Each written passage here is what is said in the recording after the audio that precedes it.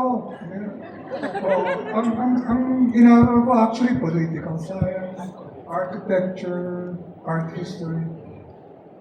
But aksidente actually yung nahulog na lang ako sa industriya.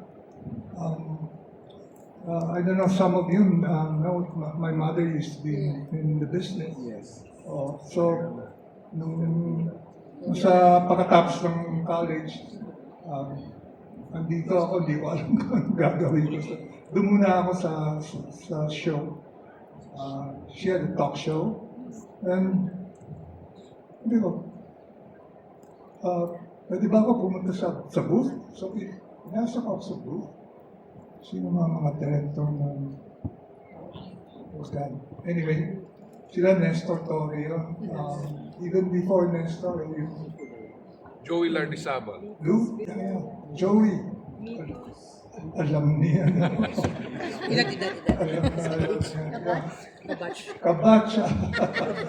Yeah, anyway, so, pagpunta ko sa booth, after I got interested, and I said, sige, can I hang out in ABS? Tapos,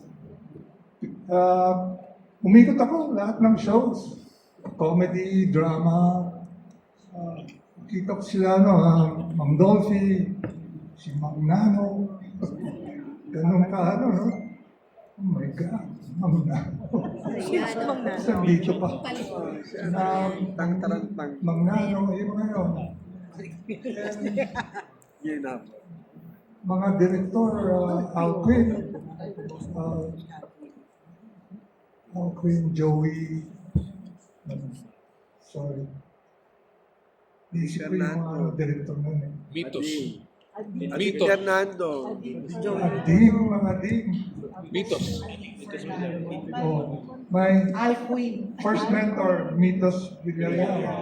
Yeah. And siya, ang daming ginaya. Galing kay Alquin. But I said, kaya ko yan kaya ko yung ginagawa nila eh. And hindi lang kaya, I enjoyed being there. So, pupunta ako nun, walang biro, 9 in the morning, hanggang 12 at night. So, umiikot ako. Paikot-ikot lang kami. Doing all sorts of jobs. Anyway, that's what keeps me, in the business.